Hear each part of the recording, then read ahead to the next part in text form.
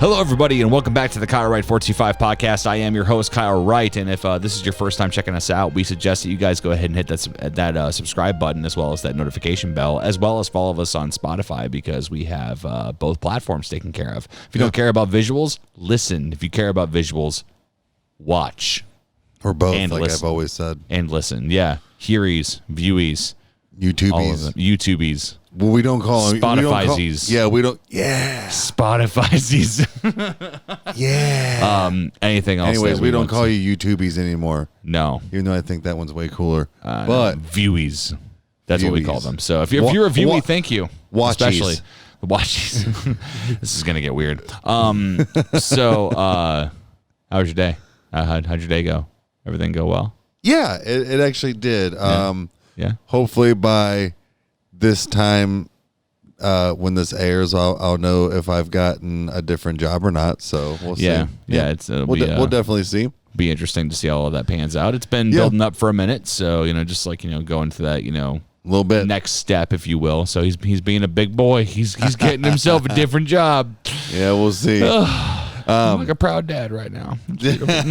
So I mean, it's not like this isn't like the only job you've had. No. So, but, so tonight we had a little bit of a not mix up, but we had a little bit of a brick wall, if you will, per se.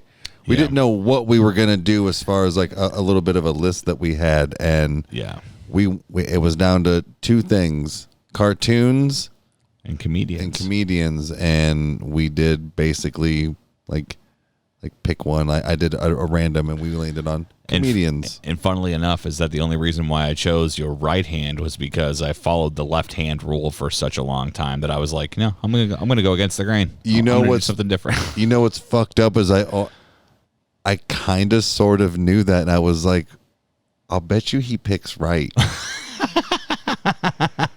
And I almost had cartoons over there. Man, that's weird. 50-50.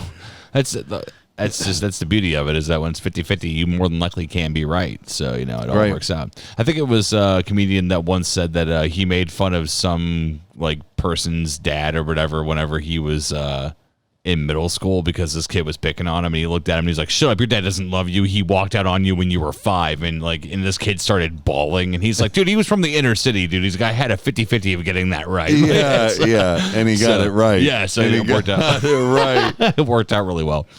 So comedians. But comedians. Speaking of comedians. Yeah. The 29th. The 29th? Is that what you're... Okay, go ahead. What were you saying? Go ahead. Okay. Bruce. That's how we're starting the night. Bruce is a comedian that completely broke me on a summer night when I was like maybe 12 years old. Whoa, wait. So wait, are we just diving right in? I'm starting us off with something. I have to start with an example of something. What I thought you were talking about a comedian, because there's a comedian we know that's got like an not internet, but like a live cast, if you will, that you can like get tickets to. Oh, on, like, yeah, the 29th. But anyways, go ahead. No, this was a man that showed exactly how his uncle laughed. He said that he had strange people in his family, and that the strangest of them all was his uncle. Okay. Who would laugh out loud but would never crack a smile. Really? Yes. Now, I'm going to do my best to show what I saw that fucking crippled me with laughter. Because, as you know, it doesn't take much to destroy me just into a laughing fit. So this one, however, is fire. I'm building this up a lot. But I want you to think about what someone looks like when they laugh, but they don't smile. So no, that's not. This is what Bruce did. If I find the original sketch, I'll put it in the link below. Yeah. But I remember watching this, and he just, the way he did it was like he was coughing, ironically, as you just cough, but he still kept the same mannerisms of like your voice of what you do whenever you laugh. Is that he's like, I looked at my aunt and I'm like, he doesn't never crack a smile. She's like, yes, he does. I told him a joke and he went, to where like, it's like, there's just no smile, just, woo! Yeah. Oh my God. Oh man, That's good. That I can't even do it. Like he just like he did like the whole like wheezing thing. Like, I know what comedian you're talking about. He was fucking hysterical. yeah, it just oh man, it's I used to watch him on late night BET. oh man, Bruce is the man. He just especially when he did his whole cigarette thing. He would he's like you always have a truck driver like in your family or like a mechanic where it's like, oh yeah, how you want me to do it? How you want me to do it? Just like how the cigarette like bounces with his. I'm doing this for the Spotify people, but like how the like cigarette bounces with your mouth like. Don't do that. Just, And it never goes out. The ash never falls. no, never, no. And it's that's actually a satisfying thing for me if someone ashes a really big cigarette. Yeah. It's, Yeah. and if it like dusts on the ground just properly. Oh God, That is pretty. Oh, that is man. pretty satisfying. that is anyway. So yeah, but no, just that was something that Bruce was something that completely just Okay. like broke me, and I felt like it was a good way to start everything off. Where it's just like, hey man, just it's the idea of like what strikes my funny bone. Like if somebody can perform something well during their stand up routine, that's what like does it for me. Like that's just it's a good thing. So I've gotten different favorites over the years, as far as a comedian standpoint, but for the most part, I've got a pretty set ones right now. Quite a few honorable mentions, but yeah, it's comedians to me. When you have a comedian, you have to stand out because just being funny. I mean, being funny is part of the job, obviously, but it's how you're funny. yeah, There's plenty of comedians I do not get into. Mm-hmm. I mean, that people are like, what? I don't understand. What's his name? I'm wondering if you're gonna say who I'm Sam thinking of. Kinison. I do not. Oh, you don't like Sam Kinison? I do not find that motherfucker funny at all. Oh my God, dude! It's like he just. I'm not gonna try to convince you or convert you, but like I do enjoy me some Sam Kinison. Like he's up there. I don't find him Enjoy funny. I never really found George Carlin to be that funny, to be honest with you. Wow, I'm learning a lot about you, man. Yeah, George Carlin. No, He's not up there with like the greats for you at all. fuck no, not for me. Wow. But here's the thing: is that That's crazy. When obviously that'll probably come up on yours tonight, I would imagine, but or an honorable mention for you at least. But and it's not that I don't kind of like that whole Beatles thing where I don't unappreciate what they've done, Right. Like for the culture because It's not for you. right. That's like there's plenty of people out there that don't like Tupac. There's plenty of people out And there they're wrong. they're wrong. And there's plenty of people out there that don't like Def Leppard or whatever, but to each their own. My thing is that there's quite a few greats out there that I do not find that funny. Eddie Murphy's kind of for me. I liked Eddie Murphy Like his when like Raw didn't really. It's funny. Well, more so, I think I enjoyed his moment that he interacted with somebody in the crowd during one of his live events. Because, what I find is that there are people that are funny whenever they're, hanging out with, their friends. They're doing this or they're doing that. Whereas if you put them on a stage, it doesn't really translate that well. They can tell really crazy stories, but it's like, whatever. But Yeah. there's this moment. I think it must have been during the Raw performance, that he did. Like it was like I know he was wearing red leather. That's all I remember from it. Because that was it. That was the Eddie Murphy that everybody grew up with. It's like this whole Dr. Doolittle. No, that is not the Eddie Murphy that we signed up for however long ago. That's what I mean. But, that one's okay for me. No, but there's a moment when he saw somebody in the crowd taking a picture of him with a disposable camera. And he went over and grabbed it, and he was like, "Oh, sweet." He's like, everybody. He's like, like everyone like pose or whatever and do this, and like he did like a dick joke about like all the like African men and the Caucasian men that were there and everything. But essentially, what it was that he asked the guy when he took his camera. He said, "Is this one of those things that I have to wait for the flash?" And the guy goes, "No, it's instant." He's like, "It's a high tech one." And he went, "All right, sweet." So he took the first picture, clicked it, flash went off. He went, "All right, sweet." Took the little lever thing, clocked it, and did his thing. Went to go take the picture again. The flash did not come on. And he looked at the guy and went, "You told me this flash would work." He said, can't fucking talk. He said, "You told me that this flash would work, man. I ought to break your shit." Like, it's like that was the best part of his entire stand-up was him interacting with that one person. See, it was great. See, and I think a lot of mine are, for the most part, like storytellers, if you will. And that's what I mean. Like there's just it's like you said, it's how they present it. Yeah. You know who else isn't funny? Oh fuck. Mr. Chow. Mr. Chow from Hangover. Oh yeah, I know the actor you're referring to. I can't remember his name. His name's leaving me. Yeah, and I watched his one stand up that was on like Netflix or whatever. Mm-hmm. Like, I mean, he's funny, but he's not like have his own special funny yet. No, I agree. Yeah, but I would say that he's good. He's good on script. You know what I mean? Like he's got good timing when it comes to like his delivery. When it for so things. Long, gay boys. Yeah, like when it comes to like a script, he's good on his delivery, his punch, like all that stuff. But when it comes to like a comedic standpoint, as far as comedian, he's not very good at the moment. And I don't mean that to like dog on him. I watched it and I was just like, man, I can't get into that. So.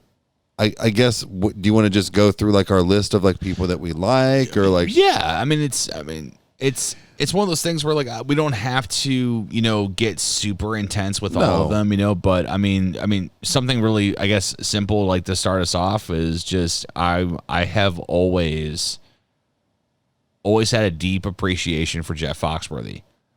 He was he was the very, very first comedian that I ever watched as a kid and understood what stand-up was. And like, I'm late to the game on a lot of these comedians. Like I really didn't get into George Carlin until about 2 years ago.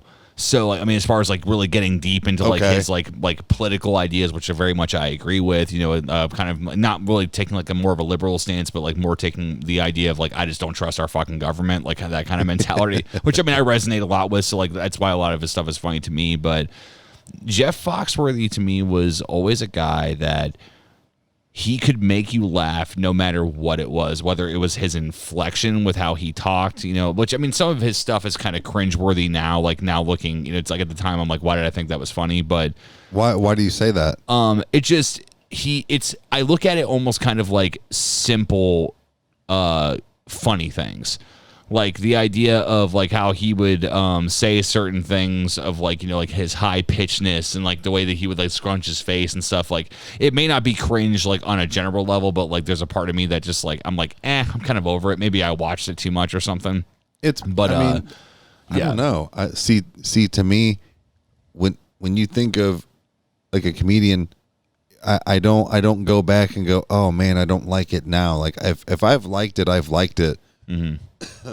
I might not maybe like the person now, but as far as like maybe some of their new stuff, because like Cat Williams was one for me, but like it kind of veered off after like he had like 3 solid like specials, and then they were just kind of like afterwards. But so like Jeff Foxworthy, I think should also be mentioned is that like, he's a clean comedian. He is, I think the dirtiest thing I ever heard him say was something about lunch lady bras, and that was on his Redneck Olympics album, which is one of my favorite stand-up things. I mean, he's had some here and there, but I think he's said like ass a few times, but again, it's not. Regardless, he's clean. Real quick, I just remembered something about him was that I think he does have a bit about him being at a sperm bank, or what he thought was a sperm bank. Because what it was that him and his wife were, I mean, like, it was a genuine, like, story that happened to him. Like, he was super embarrassed by it. But essentially what ended up happening is that, I mean, you have to understand it's Jeff Foxworthy telling this story of, like what went on. But he said that they needed to test out to see how fertile he was, because him and his wife were having trouble having kids, you know, and, like, it was that whole deal. I hope it was Jeff Foxworthy. I'm going to feel like an idiot if it isn't, but I swear to God it had to be him. So what it was that they gave him a Dixie cup and said, all right, go on. And he went into the bathroom and was like, where's the magazines? Like, where's the stuff? Like I don't have anything to work with here. And he kind of was just like, all right, I got a good enough imagination. I guess we'll just kind of see what goes on. And he did his thing, got done, came out to the front counter or wherever it was that he was supposed to deposit his, stuff. And she looked in the container, looked at him, and went, "Sir, we only needed a urine sample." And he was just like, "Oh," he's like, "I thought this was like." It's like he wasn't trying to be. No. He wasn't trying to be inappropriate. Well, he was but what would you think? Like, I would have thought the same thing. Right. I mean, because oh my God. But yeah, they're probably like, man, he's taking forever to take a pee. Or like, that was a quick pee. That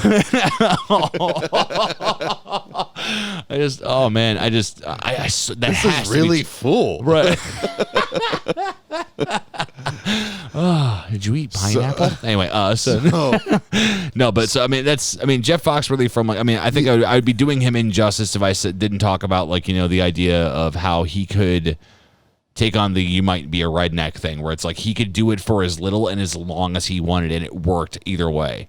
That I'm pretty sure he's the only, or one of, or the first comedian or whatever, something of that nature. It was pretty big, no matter what it was. That his one album went like triple platinum or something, like the only comedian to ever do that or something like that. So like no doubt that, you know, he is one of the greats. Yeah. Is he up there for like a favorite for me? No, but he's definitely a very, very good runner-up. Yeah, he's not somebody that I like. I don't watch Jeff Foxworthy today, but what I will say is that I remember being at Grandma Shirley and Aunt Fred. Oh my God, Grandma Shirley and Grandpa Fred's house and stuff. Like, they lived next to Aunt Maxine. That's why I was throwing it in there. But no, like, I remember seeing Comedy Central, like, 'cause I didn't really have the ability to, you know, do that at the other place I was living at that time, and it was just like I can watch a comedian. This is cool, you know. Yeah. And I got to see how he interacted with the crowd, like how he was human. He laughed at his own stuff, like he was very comfortable, and it was, you know, it was really cool. So so to me, like, it's kind of like the foundation for me. That's kind of like the first comedian that really did something for me. You know? Like, you paid attention. I get it. I get it. I was quite young at the time. I think I was like 11 or 12. You know, so I mean, it's just mine insane. For that is definitely Louis Anderson. He's one of them. Yeah. But as far as like somebody, and he is somebody that I definitely get into quite a bit, you know, and I kind of rekindled that lately. But I would have to say, like, one of mine is Dane Cook. Dane Cook, and I'm glad that he stopped doing so much, like, while he was kind of on top. Yeah. I think it would be nice, like, maybe if he came back for a tour here and there. I would be interested to see kind of what a seasoned like dad version of Dane Cook would Yeah. be like. Because I mean, you look at him now. Like number one, he is like huge. Like as far as like he's like got like he's- jacked and stuff, and so it looks like he's doing well. I mean, and obviously he had all the stuff going on with his like brother, like all the Yeah. embezzlement and all that. Which I mean, that's just horrible. Like I wouldn't wish that on anyone. Like that's just it's nuts. But it's. Yeah, he was that young strapping dude, you know, and it's good. Yeah, to see how he's aged and what it could be, you know. I always thought that he was very like vibrant on stage, like kind of like a Jim Carrey, if you will. Ripped his clothes off. Yeah, yeah, and like that. Yeah, and I'm that's getting flashbacks now. That's the stuff that made me laugh. He was very interactive. He was very overacting kind of, but it worked, and it was because he knew how to like play off of that, like, and how he presented his like stories. So Yeah. he is more of like a story-esque teller. Yeah, He does have some like punchline stuff or like one-liners or, you know, a few here and there, but he definitely is the storyteller. And like, that's why I said a lot of mine are, I feel like, kind of like that. When you get to somebody like Dane, he was somebody that you could almost kind of relate to. Now, granted, that he's somebody that I enjoyed later in life. Like I said, there was plenty other comedians, but as far as like some of my favorites is, and he's one that like I'll rewatch his specials and they're still funny to me. Like you were saying, like Jeff Foxworthy is kind of like it's almost kind of cringeworthy. See, to me, mine aren't. Like I enjoy them still.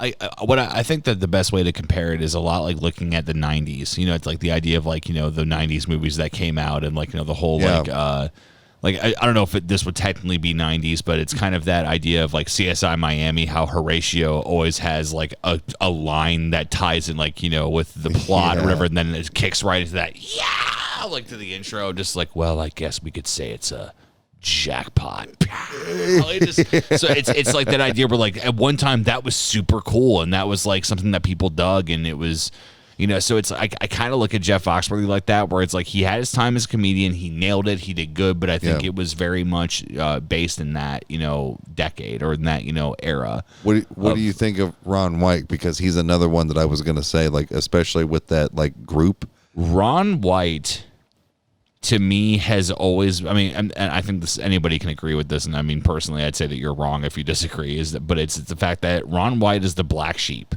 He is a comedian that never gave a shit, still doesn't give a shit, still drinks like a fish. Like he has not changed his ways as far as like him doing comedy. He's like original. Yeah, like it was kind of refreshing when he would step up on stage, like when you would see like him on the Blue Collar Comedy Tour. Smokes and he was like the bad uncle that you shouldn't be talking to when you're cool five. Uncle. Or sorry, the cool, or like what was everybody else? He's the bad uncle. Yeah, you he's know? the cool uncle that smokes weed with you and pours you a scotch while you're sitting out there with the family. Like that's exactly what he is. Yes. It's because especially even like the mini cartoon that they had of him on it was like one episode of Blue Collar Comedy Tour where it was him in like a pawn shop, and he was like out in outer effing space or whatever, like about his satellite. And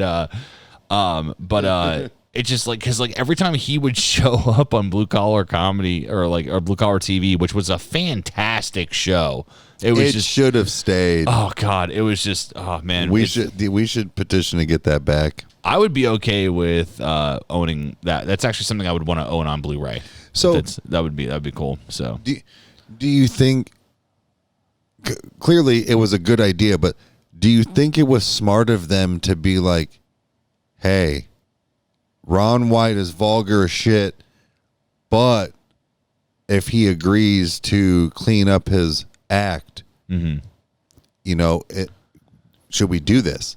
And I wonder if that was like something that they really had to think about, because I don't want to say it's a turnoff, but when like a family, if you quote unquote family, friendly show, and then you hear Ron White. Well, all the people that knew who Ron White knew who Ron White it was. Yeah. So that's kind of interesting that they chose him. I know that they were all friends, but at the same time, it's like when you have somebody that, like you said, he doesn't give a shit, but No. he did. I think that He did it for them, and that shows how much he likes those guys and loves those guys. That he's like, all right, look, I can clean it up, and it does show his stuff is still funny without the swearing. I just prefer the swearing. Yeah, It makes it better, I think. It makes it a little funnier, but it doesn't take away. That's good. Do you remember when I was talking about when Rob Zombie was on Joe Rogan Experience? And basically he said something that really stuck true with me, is that he said you can't compare art to real life. And what I love, in his context, it was Joe was asking him, dude, like, do you feel like, that you can agree with people that say that your movies glorify violence?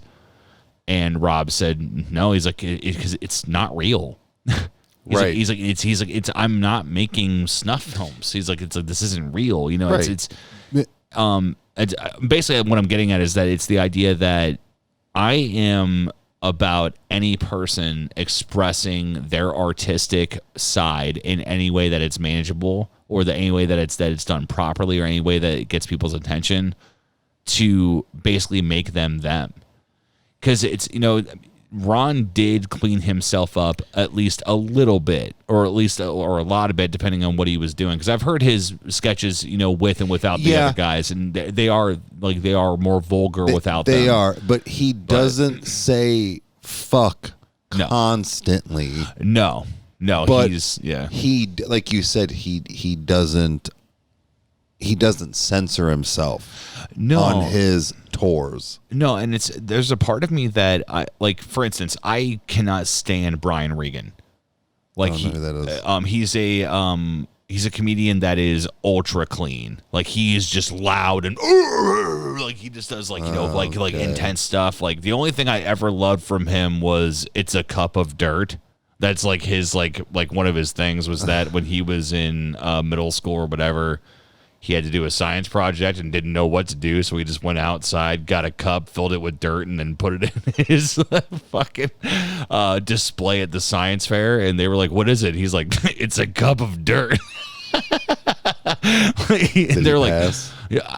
I can't remember what happened, but just I've never enjoyed Brian Regan. Like, he is not a comedian that I find funny. He is annoying. He already doesn't sound funny.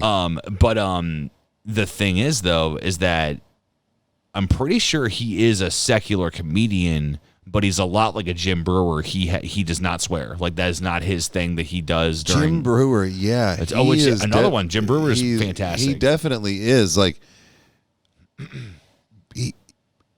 he found a way to. He didn't do a lot of specials, but even when he did, he found a way to be clean, and be really, really funny. We briefly talked about Louis Anderson being kind of one of my younger memory comedians. He was a little vulgar. He said shit and goddamn. I never heard him say fuck or any type of genital name, or you know what I mean? So, but his newer stuff, that we've seen, the this isn't happening and all that. He didn't say one swear word. And if anything, him impersonating other people was more of what he would swear as, with oh God, like with his dad. Yeah, that shit was funny. It was really good. So yeah, but as far as a clean comedian, Jim Brewer found that weird niche, and he was kind of borderline vulgar, if you will. Like, and what I mean, like he talked about like him always looking high when he really wasn't that much of a smoker. Yeah. And would talk about like, or celebrities, like parties or whatever, but like he didn't do anything in such a in your face swearing or sexual or anything like that. But sometimes I want that. Sometimes I want that, like, kind of clean but borderline like offensive. Do you ever feel like that you get burnt out on like really aggressive, like raunchy comedy? Like where you're just like, dude, like I really don't want to hear anybody say fuck for the next like 3 days, which is ironic because we cuss like sailors, but like it's, But it's different. Yeah. And you know who got that from me was Cat Williams. And yeah, it wasn't the fact, again, express yourself. And I love hip hop, rap, all this stuff. He said the N-word so many times. Right. That I had to start like looking past it to hear the jokes. And motherfucker all the time, which again, I enjoy. Motherfuck the fuck out of me. Samuel motherfucking Jackson me all the time. Right. But between that and the N-word racial slur, well, it's not racial to him, but you know what I mean. Like it. Like bitches, I'm only calling y'all bitches because I don't know y'all names and it would take too long to learn them. Yeah, right. Like it got to the point where like after like the third like special, I guess you could say, I stopped. It was too much. I couldn't handle it anymore, and it was starting to take away from the comedy. Yeah. It was starting to take away from the comedy, and it was like, I need a break from that. That's not funny anymore. Yeah, and it's unfortunate because especially whenever because Cat Williams is just good. He's funny. He is so funny. He is funny. Cat Williams to me is right up there. I mean, this is another one of mine, but Billy Connolly, like he is right up there with Billy Connolly. Is that there are comedians that say funny things, and then there are comedians that say things funny. And it's like that, and that is like Billy Connolly is a guy that does both. Like, and it's like, but Cat Williams also does both because like when he's like, is that a guy? Oh my, I gotta get out of here, man. Like like he's doing. Like, I'm not gonna say what he says, but it's. But you're right. It's his the inflection. Yes, it's both, and like, I don't know. I feel like we both get into a lot of the similar things, but we do have some differences. And like you said, like I know you said the whole Carlin thing like was like later in life, but I can't.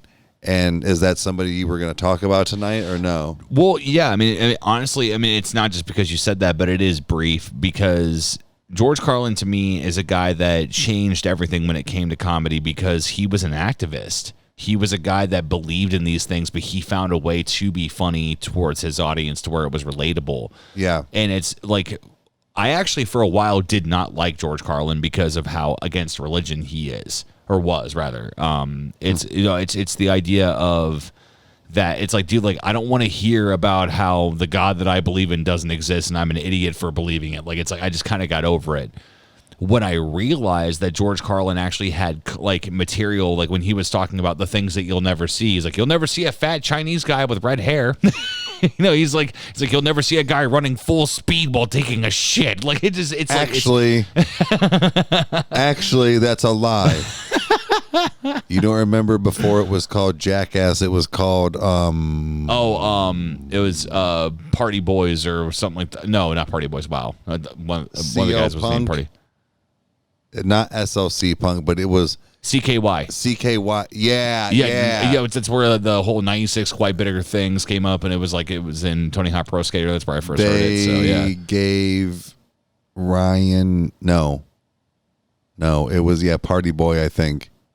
I know you're talking about. Yeah, I should know his name, but I don't know his name. Cellophane underwear. he wrapped himself and he took laxatives. Oh god. And they filmed him running full speed down the street, shitting himself. See, I would make the argument that that was forced. But it still happened. True, but I want you to think about like I'm about to get really gross. So if you don't like poop content, skip to like 2 minutes before, like, or after this or whatever, and then you'll be able to talk about this shit for no pun intended, for 2 minutes. I mean, possibly. I mean, we're going to talk about the consistency. So I mean, no, but think about this: is that if somebody is running full speed down a hill, dude, I can shit myself with like if I have laxatives. Okay, anybody can. It doesn't take much talent. When you have a full size turd that is literally needing to be pushed out of your rectum and you're running, all I'm imagining is somebody running full speed going and having to focus on both things. Like, dude, that's why that joke is funny to me, because it's like you'll never fucking see it. Like, now, we have all had that moment that we have ran to the bathroom and we've had that little Hershey squirt, or we've had those like those like different things. Like, it's like that shit happens, no pun intended. You know, and it's like right. So no, but anyway, okay. So, shit conversation's done. But it's George Carlin showed me that it was just like I can relate to this atheist. It's like he has things that even though I disagree with him greatly on his beliefs, I dig him. Like I dig what he says. See, it's you about can't, that. You can't always, like you said, you have to take that out of consideration. Yeah. That he's an atheist or whatever. Like, I mean, obviously cool. now it doesn't matter to me. But well, right. Yeah, but I get what you mean though, as far as trying to like get past that because it like maybe bothered you, and that's like kind of sort of like the Cat Williams thing, yes, mm-hmm. where it almost like takes away from it. Yeah. Now, there are just certain people out there though that I just feel like they can do no wrong, and Robin Williams was one of them. Oh, Robbie. Now, to be fair, I only really watched like 2 stand-ups. I didn't watch like his earlier stuff. Same. It's Live on Broadway and a weapon or Words of Mass Destruction. Those are weapons of weapons of mass or whatever. Words or whatever. Yeah. But it didn't matter. Mm-hmm. Not only from his like movie like acting standpoint, but with those stand-ups, he was still, and I don't mean like he was the same person, but he was still him. Yeah. You have people that get like typecasted and stuff, and you could argue that he did, but it was because he could do almost anything. That's one of the most interesting things I've ever heard about Robin Williams, and it was actually from Aunt Charity. She brought this up at one point, was that she's like, have you ever watched the video of him? Like, it was kind of like impression roulette, where like they basically said, all right, like, try to do this, or whatever. I actually have. And he was doing accents of like Haitian cultures or whatever that like nobody has even been around. And like he was doing all these different like Robin Williams was a genius. Like he like genuinely was, like from his comedy to his life to everything. Like he was just a very intelligent person. It's just good. Would you argue that he like? Would you argue that maybe he was probably one of the greatest actors to like walk the earth? Only because what I mean is like I said, where he is typecast, but because he can do so many things.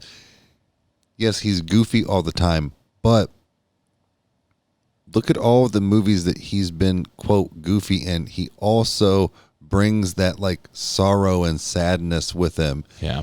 Which explains a lot about. He can do both. And he tried so many different things, with like artificial bicentennial man, yeah. Artificial intelligence with Haley Joel Osment. Yeah. So yeah. To Mrs. Doubtfire. God, I forgot about that movie. Like to being in full on makeup and stuff. Like he really did do it all. And he did some like couple thrillers and things like that, but I always looked at him as probably one of the greatest actors that ever was, and he was a funny comedian.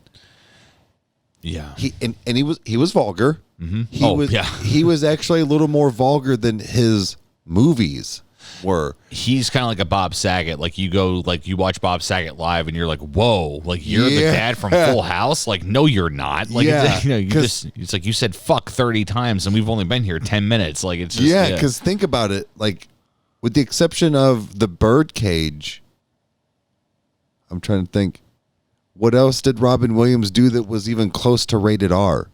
Honestly, the only real like Robin Williams movie I've never sat down and watched was Death to Smoochie. So I mean, like that's never seen that. And I've only actually seen 1 hour photo once. That was a movie. But that was a fucking movie. So yeah, like he did a lot of kid based, family oriented.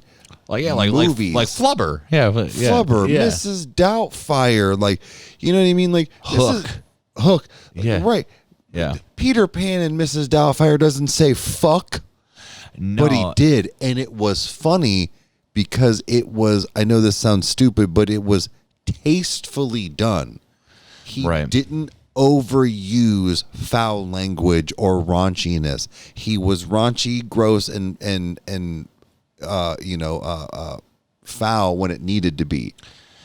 When you were talking about him being like one of the greatest actors, like, of all time, I'm merely referencing I'm going to do this every podcast. I think it's come up ever since The Last of Us Part 2 came out, because I'm trying not to jump onto that because I've learned so much from the story and the game and the actors and everything like that, where it's like this, it's relevant, I promise. But right. Robin Williams actually was the very first comedian that made me cry with a movie that I watched of him, and it was Patch Adams. Okay. I was gonna say, well, which one? Like, right? And it was after. It's when he's visiting the grave of his friend that essentially he had gotten killed because of one of the patients, and the way that he was crying on the casket, saying that he was sorry. Like it's like, because like he didn't mean for anything to happen, and it was like it was his fault, and it was like it was that it's. I mean, the story of Patch Adams is just it's insane what happened to him and how he pursued medicine later in his life. But when I started to really kind of digest that scene, it was just like I thought to myself, I'm like, what did he use to get himself there? It's is he method? Is he this? Yeah.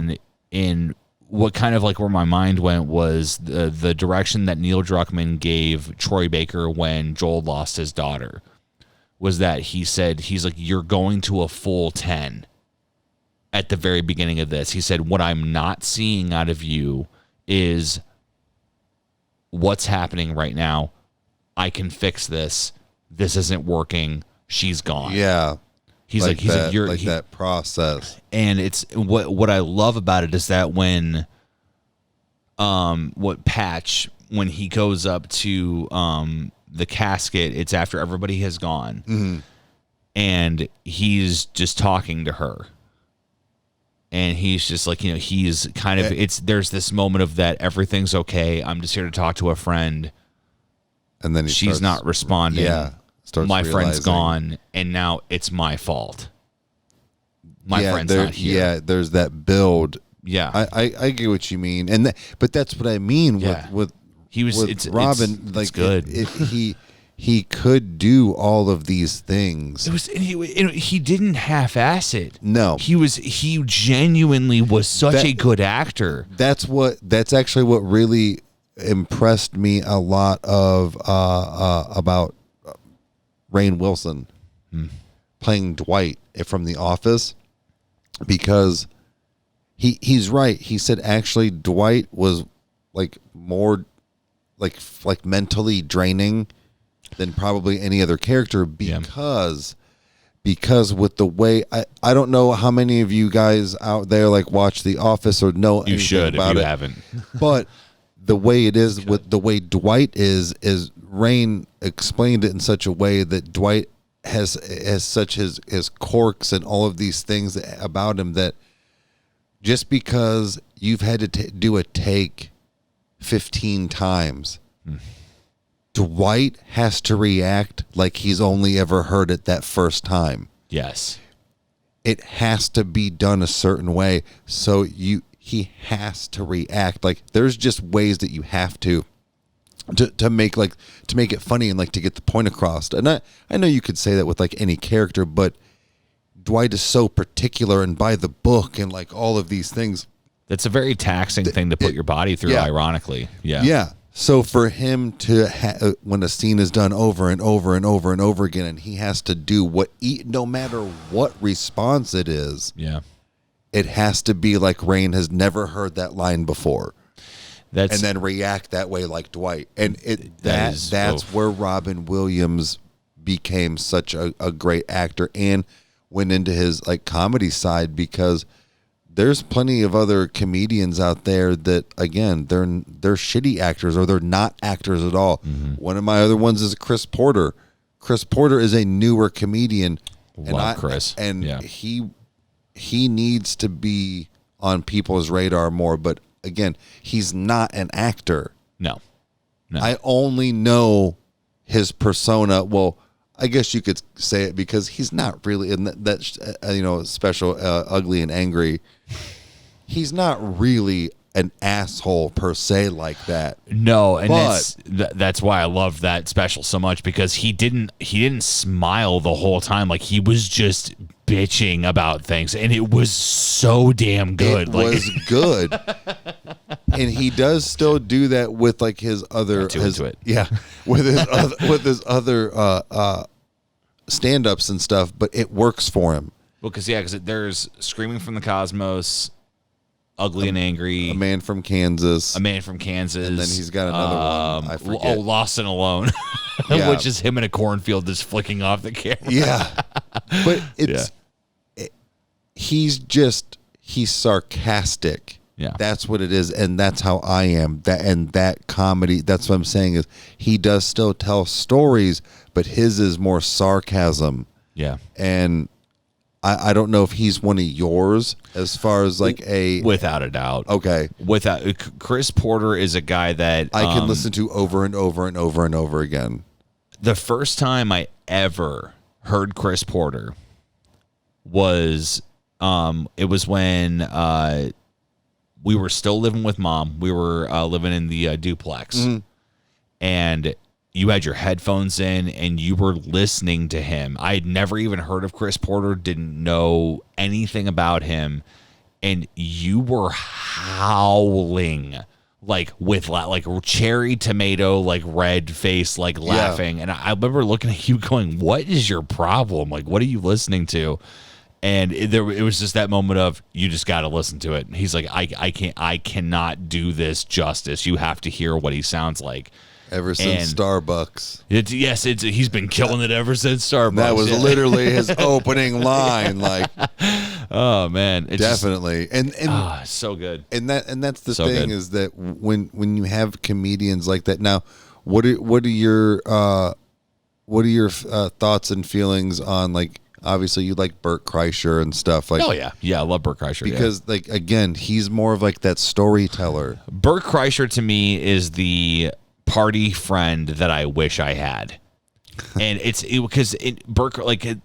I love it when comedians because especially seeing this is like the 6th time that Buck's been mentioned on this podcast. He's got to come on here, him and Luke and everybody else, but Buck had me watch something the one night. He was sitting exactly where you were sitting, and he said, "Hey," he's like, "Have you ever seen Bert cook food with his friends?" Oh yeah, where it's just them in his backyard with his pool and everything, and they make like bacon burgers or they make like whatever, and like they're drinking, they're smoking a joint, they're dogging on each other, talking about like how everybody's comedy sucks or like how like it was so refreshing to see him, Ari Shaffir, and I can't remember the third gentleman that was there, but It's like at one point, like they all just took off their shirts because that's what Bert usually does, and they're like getting sunburnt the whole time. They're trying to enjoy their food, but they're like overheated. Like there's something about that like, you know, at that point you can definitely tell that Bert's like definitely intoxicated, so like he is a little more loose. But I love it. I absolutely love it when Bert laughs at his own joke. I do too. It's so good. Like I laugh at that one, motherfucker. like some comedians, it doesn't work. Bert, it works. He is so good. I think it's because it's how he laughs, and it's genuine, that like he finds it funny. Yeah. He finds it funny. Room for cream? Yeah. Right. For those of you that don't know, go watch Hey Big Boy. Go watch The Machine. Go watch all of them are funny. Oh my God. And what you're right, he is that party boy, because the stories that he tells are fucking epic. And it's like, how does he get himself in these situations? Or even some of the stuff I've compared to like what he's been into, like something similar, or like, you know, or that, oh my God moment or something, but it's just funny. Yeah. And he probably, I would probably say if I had to pick 3 comedians right now that if I had to watch over and over and over again, I would have to say Dave Chappelle, Bert Kreischer, and Chris Porter. Now that's fair. Yeah. Now, when don't get me wrong, again, I love Ron White and I love, you know, and I would still but I find myself rewatching more of those guys' stand-ups, and I know that you've stated before that it's not that you don't like Dave Chappelle, but you don't really like get into his stand-up per se. Dave Chappelle was a guy, like Dave Chappelle's heyday was when I was very, very young. So like I was never allowed to watch him like that. If I would have had Sure. Dave Chappelle on my small little miniature, like, you know, 4-inch TV in my bedroom when I was, you know, 9 or whatever, I would have gotten my ass reamed. You know, so it's like I just never really got into him. What was interesting was that when I got older, I found myself gravitating towards the people that I started to feel something with. Okay. And what I mean by that is that it's, you know, like this is a very recent thing, but I mean, I don't want to get too deep into it because I think I want to do an entire episode on him. But Chris Farley. So it's like the idea of like how Adam Sandler ended his big stand-up that he just did on Netflix with doing his song for Chris Farley, which again, I don't want to get too into it because I don't want to get emotional. But what I loved about it was that it finally answered everything that we've ever wanted to know about, like what his friends thought about him. And it's this idea that Adam Sandler is a funny dude. He did an entire tour, you know, to essentially show, hey, I still got it. I can still work as a comedian, but I'm about to honor one of my best friends and somebody that is, to me, is the funniest guy that I've ever met and have ever been in contact with. It's why I love comedians like Adam Sandler. I love comedians like Brad Williams, the midget comedian or little person comedian. Like he is a bleep. No, yeah, right. He actually ended one of his. If I've talked about this already on the podcast, I apologize, but it's one of my favorite things comedian's ever done. Was that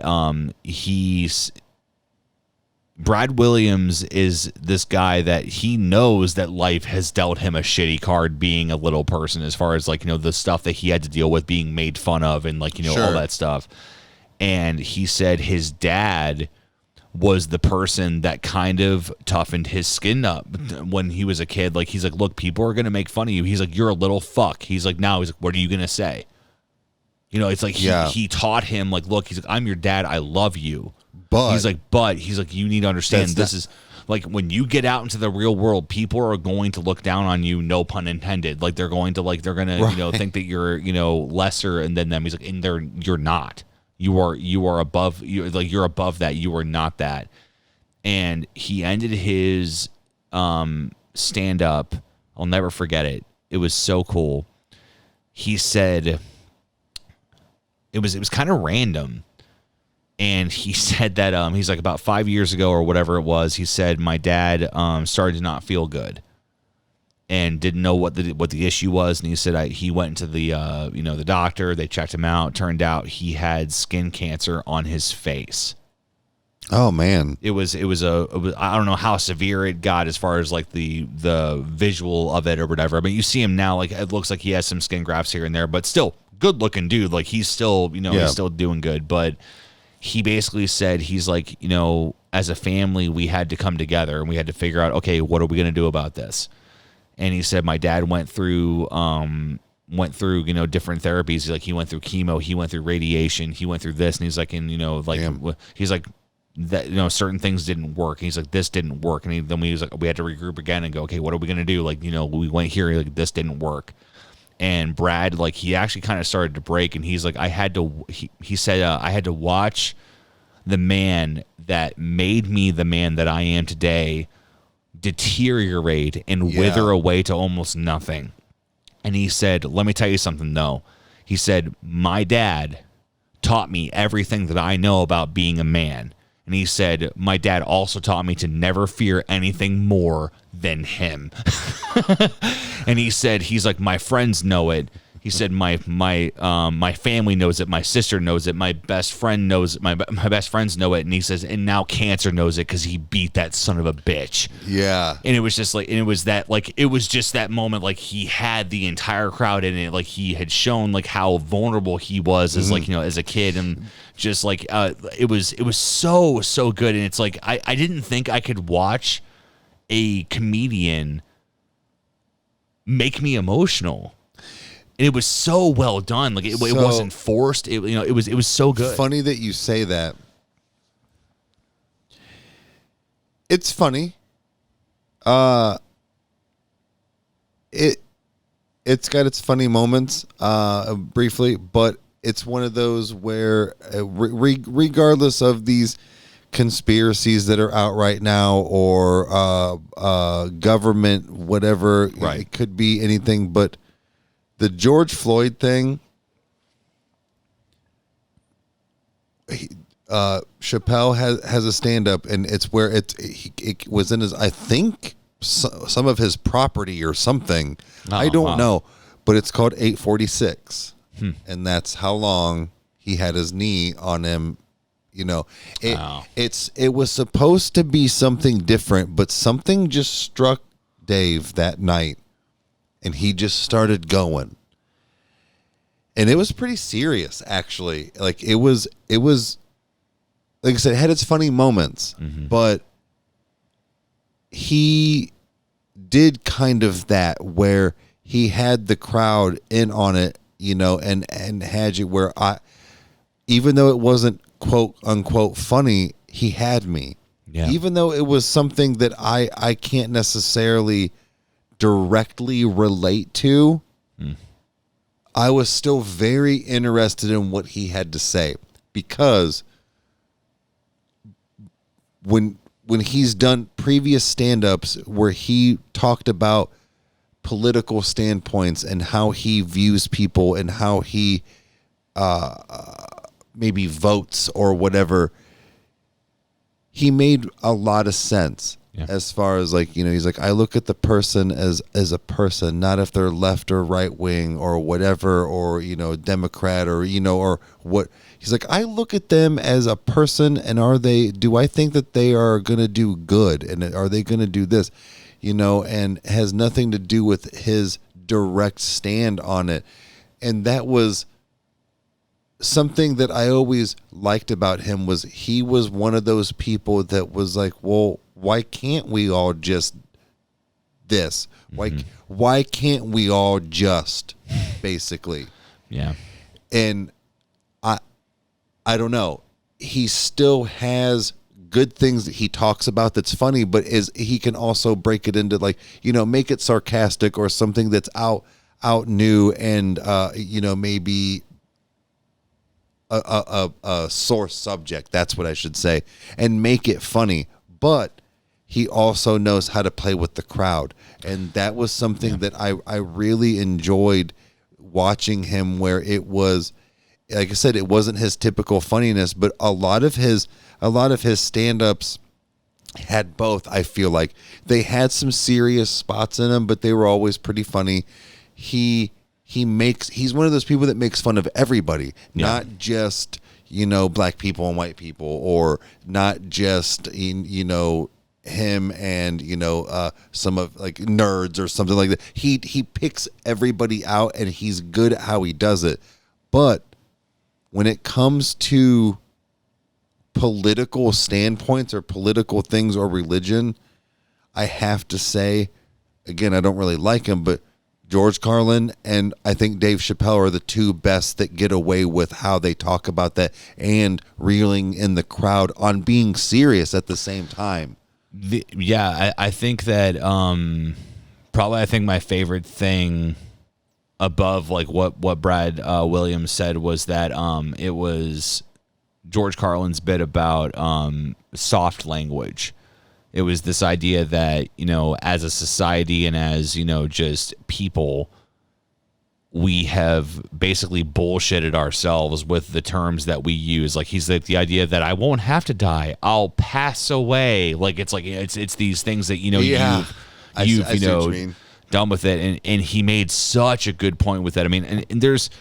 I think this resonates with me a lot because the majority of our family has served the military. Grandpa Fred, was in Vietnam. Like it's there's different things like that where it's like I empathize with that a lot with not with because I've served, because I definitely haven't, but more so the idea that it's like I understand at least to some degree from seeing the people in my life of what they've gone through to know that it's like, this is a serious thing. Like PTSD is a real thing. It's like all these things.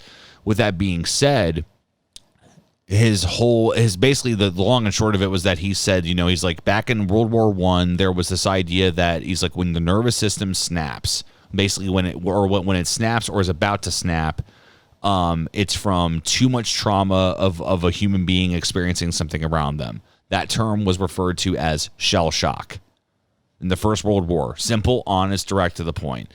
Not to quote him directly for everything, but he continued on for basically to where he was saying he's like it moved to operational exhaustion. It moved on to this. Yeah. Like, through the years, it was referred to as to everything else. And he's like, hey, like we've added a hyphen now. He's like, now this is what we have. And he said he finally got up to like one of the most at that point was the most recent phrase as to what it was called, which is post-traumatic stress disorder. And I'll never forget it. I fucking loved it. And the crowd went nuts. And he went, I bet you anything.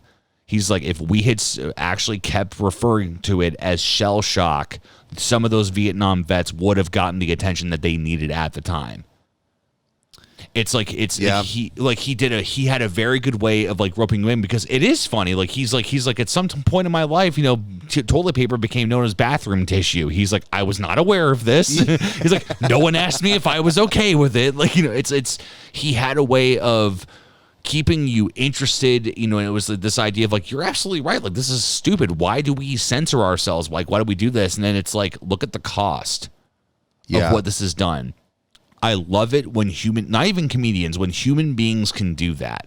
When it's that Kevin Smith mentality is that when he cried while reviewing Endgame, he's like, Mean Girls, you can call me a pussy all you want. Yeah. He's like, I will pay or appreciate anyone who can make me feel something in this life. Yeah. It's like, that's, oh my God. And I think thank you for saying that, because I know we're wrapping up here. Yeah, but we're getting there. But making you feel something, and I think with the people, Chappelle, Porter, and Williams, they were good at. That's what I mean. Like, that's why I watch them over and over. I laugh, and I laugh hard still. Yeah. It does not matter if I've taken 10 bong rips and pounded a beer or stone cold sober at 6 a.m. You laugh. It's funny. Yeah. It's fucking funny. Yeah. And it makes me feel good. I can't. Oh, sorry. Go ahead. No, I'm just saying, like, that's like you said, I feel that. Yeah. has something to where it just makes me forget. I used to I got other people hooked on Chris Porter even at my old job that I might actually be getting back, but in a different spot. Anyways, but even when my old boss was like, turn that up, this is funny, and then he actually went to lunch and was like, pause this. Yeah. But even at that, when it wasn't on, I still listened to it all day sometimes. Like, well, not all day, but like I would listen to it while I was doing my job in my headphones. Yeah. And that to me is worthy of feeling something because that was in the mix of my music. Yeah. So Yeah, that says something. I think that probably this might be a good way to end. Okay. Which we'll see if the conversation continues, but so Am I it still was no, it's the camera stopped at probably about 10, 15 minutes ago. Oh, really? So, yeah, so I it figured. recorded the majority of it. So, but which honestly, I think it's going to turn out to be fine. But Live on Broadway is a Robin Williams stand-up that I have watched probably no joke 100 times. Yeah. It's because it is just, there's nothing bad about it. It is amazing the way that, like, even the way that he comes out onto stage and looks at that one lady in the crowd with the red hair, like with the pink hair. Oh yes, my salmon-headed friend. Yes. Yeah. Like, oh, thank you very much. Good night. Like it's just he was on from the moment he walked onto that stage to the moment he left, and I can't imagine what like his hotel like sleeping was like after that. Like he must have just like crashed. But well, I don't know how I missed it, but I went to the same YouTube video I've gone to every time that I've watched Robin Williams live on Broadway. And I don't think it was a pinned comment, so it wasn't at the top. For whatever reason, I just scrolled through, and I was just kind of seeing what people were saying about it. And everybody was saying, like, everything from rest in peace, Robin Williams, to, this is the funniest fucker that's ever lived. Like, he didn't understand what he did for everybody, or, like, like, there was all those different things. Like, you had some assholes here, like, this guy's fucking stupid. Like there's, like, everything. Of course. Always. There was one that stuck out to me, and it was a paragraph. It was a long one, but basically what this gentleman said was that he said, I actually got to see this live on HBO when it first aired. That day, his girlfriend broke up with him. I believe he was behind on some bills. And just everything was going wrong that day. The guy that was watching it, or The guy that was watching it. I was like, Robin Williams was behind on bills. Okay. No. The guy that was Okay. watching it. He said that he's something to the effect of, he said, I went to my local gas station. I got some beer. And he said, I went and picked up some, some food, maybe some Chinese takeout or something. And he said, I went home. I sat down and I turned on HBO, and I saw that Robin Williams was going to be live in about 20 minutes. And he said, fuck it, whatever. And set it on that channel. And he said, as I ate my food, I watched this man literally evaporate everything negative that happened to me that day. Yeah. He said, I forgot everything for that hour and a half that he was on stage, just bringing it. And he's like, Robin will never know what he did for me that day. And he's like, I was so upset. I was so messed up from everything that happened. Like having a relationship end alone is messed up to happen to somebody, but like he was just having a shit day. Like everything was going wrong, like on top of that. Yeah. And to me, that's why Robin Williams will always be a number one comedian for me. Yeah. You know, he's not the only one that's ever done no. that. But, you know, but just that stuck to me. That's a fair assessment where like when you think of entertainment, like that's entertainment. The entertainment is there to make you forget. It's to make you deal or cope or whatever. And that's where, like, you know, we've both talked about, like, you know, how we both sleep at night. You know, we have things that we deal with like all day, and then we try to sleep at night or have insomnia, or like we might do this or that. Everybody's different. Everybody's different, and not everybody, like I said, doesn't like these people, or they don't listen to comedies on a bad day. They watch a comedy because it's like a spur of the moment thing. Like I specifically will like sit down and like watch a stand up or listen to it just because I don't know. Does anybody else really do that? Because I feel like stand ups are one of those things where it's like, oh yeah, let's watch. That's right. Oh, it's so funny, this one part, but then you just end up watching the whole thing. So like, comedy stand-ups are something that when you really feel it like that, you do. Like I said, Chris Porter was in the middle of my playlist of music. Music is what I do to escape and be. That said a lot that he was even part of that round. Yeah, and so beautiful, you're absolutely right to where he made that dude forget. That's honestly, I think that the one comedian that did that for me was John Caparulo, because he was. Again, then I don't find him funny. It was. I don't find Fluffy funny either. Really, not Gabriel Iglesias? Not really. He's got his moments for me. Same with Kevin Hart. Yeah, I do not get into Kevin Hart like whatsoever. Yeah, very few. He is funny. I like his movies better than I like his stand-up. Correct. Yeah, but not that he's a bad stand-up comedian. No, it's just again. I'm like, whatever. He paved the way, or like, you know, has some stuff. But he's one of those. No, sorry guys, I don't really get into Kevin Hart stand-up. No, but what I love is when a comedian can literally make me wheeze laugh, as far as like where like I'm still laughing about what you just said 5 minutes ago, and you just said something else that's funny. Oh, and then you also threw in a little quirk here, and then now you also interacted with the crowd. Yeah. Where it's like when it's like making me to the point where like before I was like to now.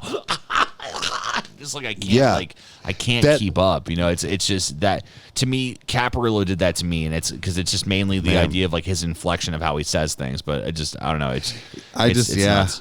I get it, and like I said, there's plenty of people I like that you don't, and you know, and that's what makes us different. But we do agree on quite a few of them, and for the same reasons, and it's because, well, again, you're your father's child, and then he pretty much raised me for a lot of my life, so we have the same like mentality when it comes to that. Yeah. Now, mom is still the same thing. Like, she's pretty close to your dad's humor. Yeah. It's real close. That was always the one thing about both of them that I think I realize now as an adult, when like you like think back, you know what I mean, like that they were both very, very sarcastic people. Yeah. If you don't have a thick skin, and if you can't deal with sarcasm, and or whatever, and think that I'm not being funny because I'm being serious, right, stay the fuck away from me then. Right. You just can't, and that's why comedies, I feel like, are such a big part for me, as far, even like, you know, with that whole music aspect, is that it's just something like that dude said, you can forget. Yeah. You can just let go. So. And that's something that I'm really thankful for, man. It's that we have is that there are people on this planet that give a shit about that, and they know for a fact that, you know, it's like we need to look at everything with a little bit of humor, and you know, that's I love it when people take that risk, and when they, you know, they're like, look, man, it's like, I'm gonna be that guy that's gonna try to make everyone feel a little better. You know, Yeah. it's you know, just to help them out a little bit. yeah, it's you know, I've even like we'll end with this. So essentially, when I went down to the store tonight to grab you know, some essential things, if ice cream is essential, yeah, it's absolutely essential at this time. But we got I got some cookies and cream ice cream, and when I went up to the front desk, the girl that was ringing up my stuff, she had a T-shirt on that said "Friends," like from the show Friends. Like it was done in that whole, you know, style. And for a split second, I thought that it was the Mythical shirt from Good Mythical Morning. Oh yeah. And I kind of did a double take, and I was like, "Oh shit!" And I realized, like, you know, inadvertently, it's like I'm looking at her shirt. I don't want her to think that I'm being inappropriate, so I just was like, "Hey," I'm sorry. I'm like, I legit thought that you had a Mythical shirt. I'm like, but it says Friends, and she lit up. She went, "Oh, Good Mythical Morning." And I'm like, you know it. She's like, I absolutely do. She's like, I love Rhett and Link. You know, it was that cool moment of that. It's like we connected on that. We both know exactly like where we both stand as far as our comedy and like, you know, everything. Like there's something that like, it's kind of like when you find out that somebody enjoys the same band that you do. And you immediately know a lot about their and you can nerd out. Yeah, it's like just the way that Link says things, or the way that, you know, Rhett does things, or like how, you know, it's wild. You know, it's cool to see how people, you know, I like that too. I like that too. Like that similarity where it comes to you both like immediately knew how to like talk to each other. Yeah, and it's because I had mentioned you. I was like, yeah, my brother, you know, had just moved in, you know, recently this past year, you know, and everything, and I'm like, he had never really branched out on YouTube before. I'm like, you know, so I'm like, I've been showing him a lot of stuff. I'm like, he's really been digging the Willet series, and she went, "Oh, Willet." She's like, dude, she's like, Willet is so good. So I mean, it's cool to see, you know, just how people, you know, they're able to, you know, to connect on that. You know, it brings people together. You know, it does the right thing. It's, you know, it's the Hideo Kojima of, you know, the comedy world. You know, it's like, you know, I'm to bring people together. You know, so. But either way, I think this has been a solid episode. Things have been good. But again, if you guys have enjoyed what you guys have been seeing, go ahead and hit that subscribe button and hit that notification bell. That way you never miss an episode, as well as follow us on Spotify. And if you're enjoying the show and want to support it, you can go ahead and support us on Patreon and also on Anchor, which the links are below. But until next time, I hope you guys have yourself a wonderful night, maybe even a wonderful morning, or a good afternoon, or any other form of time you want to measure. Peace out, fuckers. Toby out.